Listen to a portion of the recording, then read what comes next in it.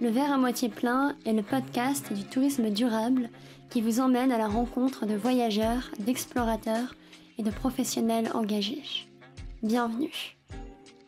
Aujourd'hui, j'avais envie de parler de développement local. En ce moment, à l'heure où j'enregistre ce podcast, je suis en Indonésie pour quelques mois, sur l'île de Lombok plus précisément. Pour la petite histoire, je suis venue rendre visite à une amie qui habite là-bas. Et en fait, sur place, j'ai rencontré un village qui m'a beaucoup inspirée. Vous allez donc écouter mon entretien avec Burhan, un habitant du village qui a quitté Lombok en 2005 et qui est rentré en 2021 sans reconnaître sa région natale. Entre la déforestation massive, les difficultés économiques, le chômage, la migration vers les pays du Golfe et la Malaisie, pour retrouver l'île de son enfance, il fallait agir, et vite. Burhan a alors impulsé un projet citoyen ambitieux sous le nom de Gawabonga Foundation. Mais avant qu'on passe à l'interview, je vais vous partager juste quelques définitions qui vous aideront à mieux comprendre le contexte dans lequel s'inscrit cet épisode. Alors le développement local, j'ai conscience que ça peut paraître un peu flou. Pour faire simple, je vais reprendre un article de Valérie Anjon et de Jean-Marc Callois. C'est un mouvement de prise en charge du territoire par les acteurs locaux. En gros, sur un territoire donné, les habitants vont mener à bien des projets pour améliorer leur qualité de vie et celle de la planète. Alors si on en parle aujourd'hui sur ce podcast dédié au tourisme durable, donc loin de m'éloigner de ma ligne éditoriale, c'est parce que le tourisme durable peut s'intégrer dans le développement local. Alors ça peut paraître paradoxal, je vous l'accorde, quid de l'aide du tourisme si le but c'est d'atteindre l'autosuffisance, mais en fait le lien, on va le faire par le tourisme communautaire, qui est une branche du tourisme durable que je trouve super intéressante. C'est tout simplement un tourisme qui est créé par les habitants, géré par les habitants, et dont tous les bénéfices sont pour les habitants et la planète. En fait, c'est juste l'un des projets qu'il est possible de mettre en place dans un mouvement de développement local. Alors si cet exemple que je vous présente aujourd'hui se passe à Lombok, à l'autre bout du monde, ne vous méprenez pas, le but de cet épisode c'est de mettre en avant des personnalités comme Burhan, qui croit en la force du peuple pour œuvrer vers son propre destin et qui croit en la force du tourisme pour générer des impacts positifs. Et d'ailleurs, vous pourrez mettre des images sur cet épisode puisqu'on a également tourné une vidéo sur place. Elle sera disponible sur le Instagram de Flokeo et le Instagram du podcast. Alors n'hésitez pas à nous suivre si ce n'est pas déjà fait. Et maintenant que le contexte est posé, je vous laisse avec l'interview. Salut Burhan. Salut Elise. Merci beaucoup de m'accueillir ici dans votre village à Lombok. Avec plaisir. Donc on va parler aujourd'hui de ta vision du tourisme à Lombok, donc qui est une île en Indonésie à côté de Bali. Et après plus spécifiquement de ton association Gawabonga Foundation que tu as fondée ici dans ton village. Mais avant, peut-être est-ce que tu peux quand même te présenter pour qu'on comprenne qui tu es et surtout quel est le parcours qui t'a mené à t'intéresser au tourisme, à avoir l'envie de créer cette association, ta prise de conscience, etc. Je suis Burhan, je suis diplômé en langue française. J'ai fait mes études pendant 7 ans et j'ai travaillé avant en même temps. J'ai pris pendant les vacances scolaires, je travaille avec le tourisme, donc avec les agences de voyage françaises. Et puis en 2022-21 déjà, je suis rentré sur Lombok, là où j'ai commencé tous les projets que j'ai aujourd'hui. Et donc Lombok, c'est vrai que nous en tant que Français, à moins d'être déjà venus à Bali ou en Indonésie, pour nous l'Indonésie généralement c'est Jakarta et Bali. Et Bali, c'est vrai que dès qu'on commence un petit peu à s'intéresser au tourisme de masse, enfin tourisme durable, le tourisme de masse, on a de suite une mauvaise image et on connaît pas Lombok. Et donc moi je suis venue ici pour vous rendre visite à Lombok et ça a été une grande découverte pour moi. Est-ce que tu peux nous expliquer un peu à nos auditeurs ce que c'est Lombok qui du coup est à côté de Bali mais dont on ne sait absolument rien? Tout ce qu'on trouve en général à Bali par rapport à la nature, par rapport à l'environnement, on trouve tous la même chose à Lombok, mais ce qu'on n'a pas à Bali, on a à Lombok. tous ces jolis paysages, la tranquillité, moins de touristes, la nature, jolies rizières, les plages. Et voilà, la vie est encore très simple, la nature est bien préservée, même il y a un certain endroit où il faut refaire plus, comme notre projet, j'en parlerai après. À ceux qui cherchent la nature et la tranquillité, Lombok c'est un bel endroit. Parce que c'est quand même déjà un petit peu touristique, Lombok, même si c'est beaucoup moins que Bali. Ouais, mais ce qu'on appelle touristique, nous, c'est rien à voir avec Bali, mais c'est juste une partie, oui, c'est un peu plus touristique, c'est à Kuta. Et le reste, c'est encore vide. Et c'est depuis quand à peu près qu'il y a les premiers touristes qui sont arrivés à Lombok? Comment est-ce que vous avez vu ce développement? L'arrivée des touristes à Lombok, je crois, c'est depuis très très longtemps. C'est un peu plus ou moins comme à Bali, mais nous, le retard, c'est le développement touristique. Par exemple, à Lombok, l'aéroport international, toutes ces infrastructures qui a beaucoup de retard par rapport à Bali, même jusqu'à aujourd'hui, c'est pas aussi bien fait que dans l'autre, qu'à Bali par exemple. C'est la cause pourquoi le tourisme à Lombok, on n'accueille pas autant. Il n'y a pas beaucoup d'hôtels, l'infrastructure c'est encore voilà, basique, etc. On commence à promouvoir Lombok comme une destination touristique plus ou moins depuis 10 ans. Dès qu'on a restauré, voilà, on fait des jolies routes, l'aéroport, on a installé l'aéroport international plus proche vers nous et on fait d'autres infrastructures. Et globalement, les Indonésiens, enfin les habitants de Lombok, ils en pensent quoi de... Pour vous, c'est plutôt positif cette arrivée des touristes? Pour nous, parce que moi j'habite dans la partie sud, la partie plus ou moins plus touristique sur Lombok par rapport aux autres, il y a beaucoup plus des effets positifs. D'abord, moi je peux dire il y a 5 ans, 6 ans, la partie sud c'est la partie la plus pauvre. Il y a beaucoup de violents, beaucoup de conflits, et les gens ne s'intéressent pas à aller à l'école. Il n'y a pas de développement. Et après l'arrivée des touristes, qui donnent des consciences aux gens en général de l'importance d'abord de l'éducation. Les enfants qui habitent dans la partie sud, ils sont très très intéressés d'abord à aller à l'école. Avant, parce que le fait d'aller à l'école, ça sert à rien. On n'a pas de l'argent. Et pourquoi l'école, ça change rien. Et depuis le développement, on se dit, ok, l'école c'est important pour celle-ci, pour celle-là. Donc il y a un but après l'école. Les jeunes aujourd'hui, presque, on ne trouve pas les jeunes qui ne sont pas allés à l'école aujourd'hui dans notre endroit. Et deuxièmement, avant on était connus comme la partie là où il y a des voleurs, la partie sud, parce que les gens, pour se nourrir, on n'a pas de travail, on n'a rien, il n'y a pas de développement, il n'y a rien. Donc les gens avaient la seule choix, c'était de prendre quelque chose de l'autre personne, voler. Et aujourd'hui, avec le tourisme, les gens, ils ont le travail. Les gens, ils ont du travail, ils ont celle-là. Et donc voilà, pourquoi aller voler quelqu'un d'autre alors qu'on a le moyen pour vivre? Et troisièmement, c'est par rapport à l'environnement.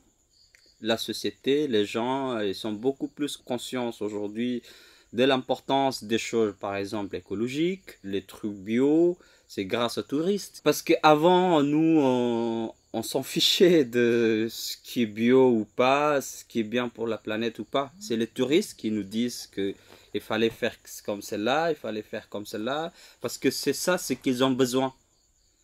Et nous, on n'a pas vraiment besoin, mais après, dès qu'on sait que les touristes, ils peuvent payer cher pour cette chose, et nous, on commence, par exemple, des produits bio. Il y a beaucoup de mouvements écologiques, beaucoup de produits bio, de temps en temps, commencent sur Lombok.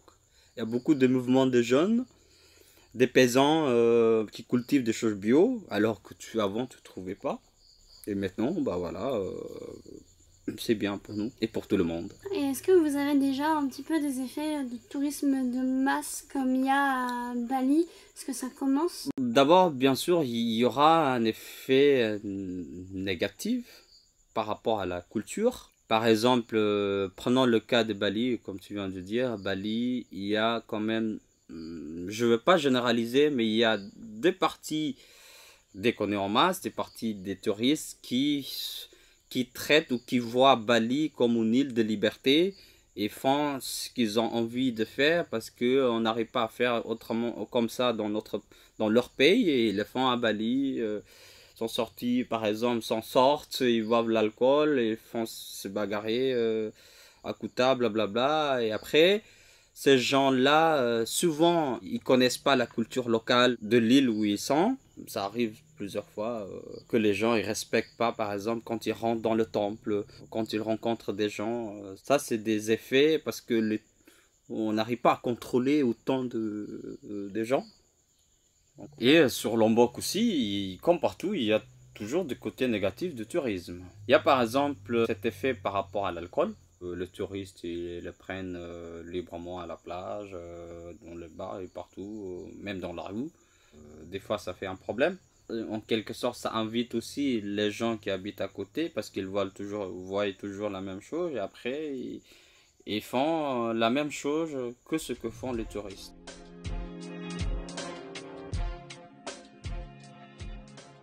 Ben, merci, je pense que là on a un peu mieux compris le contexte touristique et social à Lombok.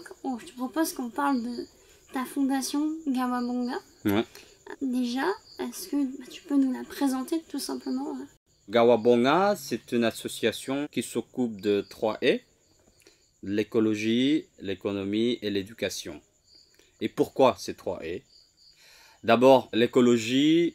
Je suis rentré sur ma terre natale en 2021 et j'ai trouvé la forêt, je ne trouvais plus la forêt primaire que j'ai vue en 2005. Donc ça veut dire qu'il y a une déforestation massive. Et donc je commence ces projets. Il faut reforester notre belle île parce que dès que notre terre est déforestée, il y aura d'autres crises qui vont suivre. La crise environnementale sera suivie chez nous par une crise économique. Donc nous on commence le projet d'1 million d'arbres, ce qu'on appelle CARES, Community Based Reforestation. L'idée c'est de planter 1 million d'arbres dans 10 ans, pendant 10 ans de projet. Et tous ces arbres, ce sera d'abord pour un système ce qu'on appelle agrosilvopastura. C'est agrosilvo, c'est le système de reforestation pour un but de reforester avec des arbres fruitiers. Et après silvopastura, c'est pour des arbres qui peuvent nourrir les animaux. Et tu dis community-based, le projet, c'est quoi le lien avec la communauté? Comment tu fais le lien entre l'environnement reforesté et la communauté? Avant, la forêt était occupée par le gouvernement et maintenant c'est la société qui s'en occupe. Donc tout, depuis faire pousser des petits grains, c'est la société qui font, planter des arbres, se couper et tout le résultat de la forêt, ça deviendra pour la société. L'idée, c'est la société qui le fait, la société qui travaille, la société qui prend le bénéfice.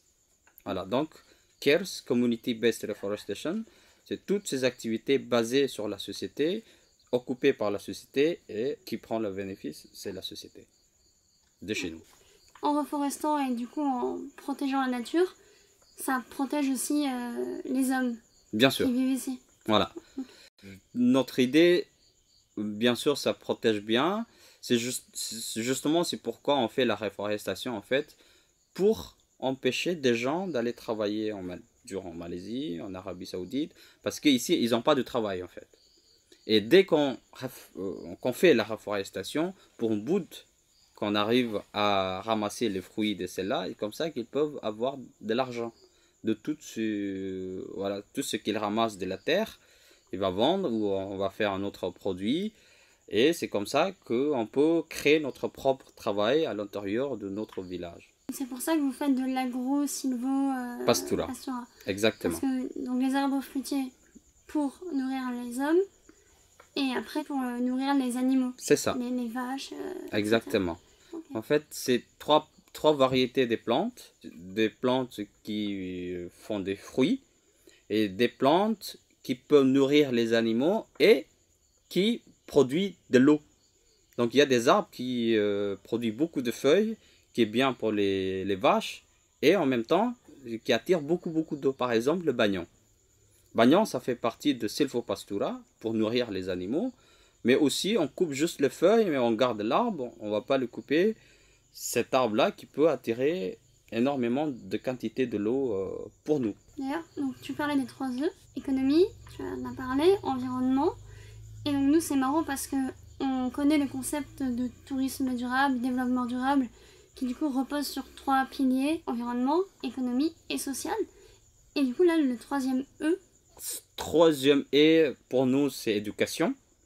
Pour moi, l'éducation, c'est la partie la plus importante du pays ou de la société, soit parlons de l'éducation formelle ou non formelle. Alors nous, l'éducation formelle, c'est à l'école. C'est là où on donne des cours aux enfants de l'importance de la nature, de l'environnement, de se couper bien de la forêt. Donc à l'école formelle, ils apprennent à se couper bien, parce que nous, on se trouve au milieu de la forêt. Donc les enfants, on donne conscience que c'est nous qui gardons cette planète. C'est pas à d'autres personnes, mais c'est à nous. Depuis qu'ils sont tout petits, l'école primaire, maternelle, primaire, jusqu'au lycée qu'on a à la campagne, on donne ce genre de cours pour sensibiliser les enfants de l'importance de s'occuper de la nature, etc. De produits bio, de tout ce genre de mode de vie durable. Et vous organisez des projets aussi avec les enfants, avec Oui. la fondation? Oui, pas mal de projets qu'on a commencé, par exemple, comment produire le papier à la base de bambou, le papier recyclé, et tout ce genre de choses durables qu'on donne aux enfants. Comment faire des vêtements avec des couleurs naturelles, comment faire des engrais bio, parce que nous on a des vaches, de fumier à la base de toutes ces choses bio, éco. L'éducation non formelle, c'est pour les jeunes et les âgés, parce qu'ils n'ont pas l'école. Pour ces gens qui ne vont pas à l'école formelle, on donne une sorte d'éducation informelle, c'est à la mosquée. Donc la mosquée, pour nous, c'est comme une école, mais pas formelle. Donc le soir, quand on se réunit, on parle toujours leur lien entre la religion et l'environnement. Donc comment, parlons l'islam par exemple, nous on est musulmans, comment l'islam voit l'importance de l'environnement? Qu'est-ce qu'on doit faire? Comment s'occuper de la nature, des animaux et tout ça selon notre religion? Donc il y a l'approche qui est différente avec les enfants à l'école par exemple, avec l'approche scientifique, avec les âgés, avec la mentalité différente, on a une approche plutôt religieuse pour qu'ils soient conscients de l'importance de notre terre, de notre planète. À la mosquée, on dit aux gens que voilà, c'est nous qui doit s'occuper de notre colline, de notre planète. C'est comme ça parce que c'est basé sur comment on dit ça, les valeurs religieuses. C'est un projet du coup hyper global. Il faut vraiment chaque projet qui est relié à chaque aspect et tout est interconnecté. Et comment vous financez tout ça? Parce qu'il faut bien trouver les arbres pour les replanter, etc. Alors, au début, ce qu'on avait fait, moi j'ai fait avec les jeunes, nous on a beaucoup de jeunes qui sont motivés à reforester. Donc on s'est baladé autour dans les endroits qui est plus fertiles, juste pour trouver les graines, pour ramasser toutes les graines qui sont en bas. Donc on les ramène à la maison, on fait pousser nous-mêmes ici, c'est comme ça qu'on plante. Deuxièmement, on a un système tree adoption, donc un arbre on fait pour 4 euros plus ou moins, jusqu'il arrive à bien pousser. On donne le prénom selon leur nom. Donc à chaque fois qu'il y a des touristes, il y a des gens qui viennent chez nous, on les invite à planter des arbres. Vous faites aussi du tourisme communautaire. Le tourisme a son rôle à jouer dans l'association. Voilà, à chaque fois qu'il y a des gens qui arrivent, des touristes surtout, ils sont intéressés et nous aussi, ça nous aide beaucoup à planter beaucoup plus d'arbres chez nous parce qu'on ne peut pas tout faire en même temps. Et du coup, il y a des touristes qui peuvent venir au village et participer aux activités. Tout est géré par les habitants du village. On accueille des touristes, des bénévolats. Ils peuvent rester chez nous et après ils peuvent participer à toutes ces activités, quel que ce soit planter des arbres, donner le cours à l'école ou en même temps faire la production d'huile de coco. On a 5 variétés de produits à la base de coco, mais ce qui marche très bien, c'est les 3 pour l'instant. L'huile de coco vierge et l'huile de coco pour la cuisine. Et aussi on fait le charbon à la base de la coque de coco. Charbon à la base de la coque de coco? Ouais. Donc au lieu de jeter la coque de coco qui est dure là, au lieu de le jeter pour que ça devienne un déchet, nous on produit le plus durable charbon même, au lieu de couper du bois pour faire le charbon ou faire la mine de blablabla, nous on utilise la coque du coco qu'on produit nous-mêmes avec notre machine qu'on a inventée. Trop bien, donc rien ne se perd. Et une coco, c'est hyper rentable du coup. Bien sûr, ouais. On jette rien, tout ça devient un business et durable. Et c'est la société qui gère tous les résultats de vente de coco de ce business. Ça va revenir dans la forêt, ça va revenir dans la société. Ok, bah, c'est un bel exemple de montrer que en tant que touriste, on peut avoir quand même un impact positif directement auprès des habitants. Dans ton cas, en contribuant à acheter les produits que vous fabriquez, à adopter un arbre, à venir ici au village et aussi à, parce qu'on n'en a pas parlé, mais juste le fait de s'ouvrir à la culture, ça nous apprend plein de choses. Le projet de reforestation, donc tu me disais que tu l'as commencé en novembre 2021. Est-ce que vous avez déjà eu des résultats? Parce que vous avez déjà planté pas mal d'arbres. Après avoir planté 28 000 arbres dans 1 an et demi, quand même, il y a des résultats économiques et environnementaux. D'abord, par rapport à la nature, le climat a beaucoup changé chez nous. Avant, il ne pleuvait pas beaucoup. Souvent, quand il pleuve, il va pleuvoir juste à côté de là où on a planté des arbres, juste à côté de notre colline. Et le reste, ça reste sec. Donc, ça fait de l'eau comme ce qu'on avait vu avant dans notre petite rivière comme ça coule tout le temps. Et les anguilles que j'ai vues plus ou moins jusqu'à 2006, maintenant ils sont revenus sur la terre. Et des coquillages et tout, ce qu'il y avait dans les rizières, il y avait avant, ça n'existait plus. Maintenant, ça revient tous. Donc, ces animaux qui reviennent, les oiseaux qui commencent à chanter parce qu'ils ont d'arbres, ils ont d'endroits pour vivre. D'autres résultats positifs de la reforestation, depuis 8 ans, 10 ans, qu'on n'a pas vu autant de champignons chez nous. Parce que bien sûr, la terre est sec, ça ne peut pas pousser. Et tout ça, ça revient aujourd'hui. Cette année, tout le monde, c'était tous les matins pendant le mois de février, janvier, plus ou moins, c'était une grosse fête tous les matins parce que tout le monde accueille les champignons qui repoussent. Ils étaient très contents parce qu'ils l'ont jamais vu depuis très longtemps, depuis que la forêt était tendue.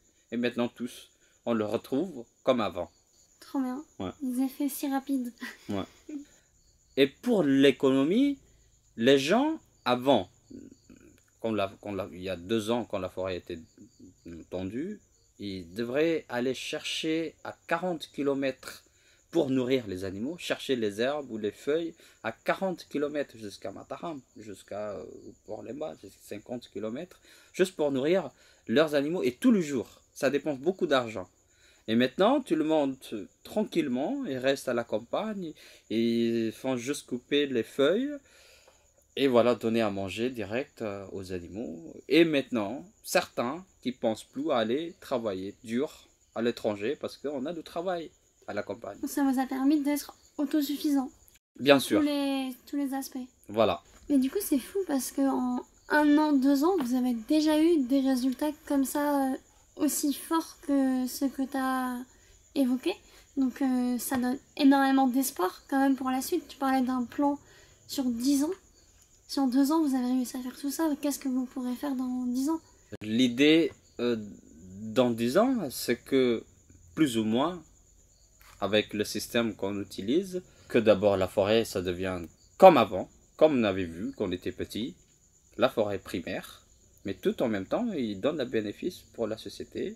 L'eau qui va recouler, comme avant, les oiseaux qui chantent, et les gens qui ont les moyens pour vivre. On peut vivre tranquillement à la campagne, dans notre île natale, sans avoir besoin d'aller chercher ailleurs. Comme ça, si tout est autosuffisant, ça veut dire, nous, on peut parler, si on a un peu suffisant de l'argent, on peut parler pour une meilleure école pour nos enfants. Parce que nous, pour l'instant, on a une école à la campagne, mais c'est parce qu'on n'a pas de l'argent, on n'arrive pas à avancer, l'école c'est toujours comme ça. Nous, notre plan, c'est que chaque enfant il faut aller en ville pour avoir une meilleure école. Et si on aura l'argent, on peut construire nous-mêmes une meilleure école avec un meilleur système. On peut payer des bons profs, etc. Et voilà. Et voilà, on sera comme un petit paradis qui se trouve au milieu de la forêt, où il y a beaucoup de touristes qui pensent à la nature et qui gardent la nature, la société qui garde la nature, où on peut ramasser de l'argent et tout en même temps s'occuper de la nature.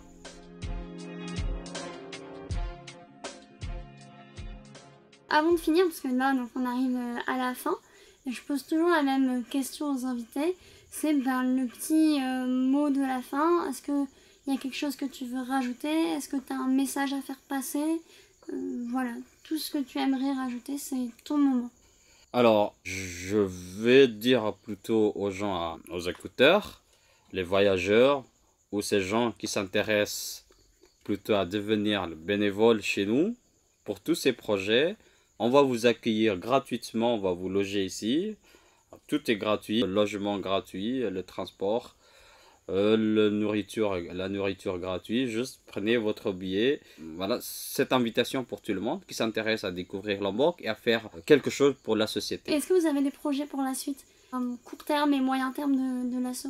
Aujourd'hui, le projet, nous, par rapport à l'éducation, c'est plutôt dans le domaine technologique. Parce que les gens ici à l'école ou les jeunes, ils connaissent presque rien de la technologie. Donc on cherche des gens qui s'intéressent à nous apprendre ces choses. Long terme, mais je pense qu'on va commencer bientôt, on a un endroit d'1 km² qui deviendra l'endroit touristique le plus éco possible, qu'on va s'occuper nous-mêmes. Maintenant, il faut construire les chemins et tout. Et voilà, j'ai déjà le plan, comment faire, que tout soit fait par la société, pour la société et bien pour l'environnement. Trop bien, merci beaucoup.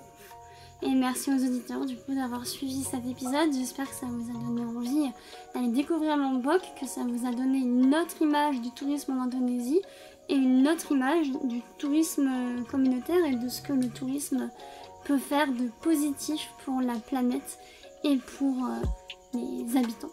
Voilà, merci encore Boulkhan. Merci, avec plaisir. C'est la fin de cet épisode du verre à moitié plein. Et si vous écoutez ce message, c'est que vous êtes resté jusqu'au bout. Alors merci. Si le podcast vous plaît, vous pouvez nous mettre 5 étoiles sur Apple Podcast ou Spotify et vous abonner. On a également un compte Instagram, podcast.vert, où nous vous partageons du contenu exclusif. Le lien se trouve dans la description. Vous pourrez aussi nous partager des idées de sujets que vous aimeriez que l'on aborde. Alors, à dans 2 semaines pour un nouvel épisode, et d'ici là, n'oubliez pas de voir le verre à moitié plein.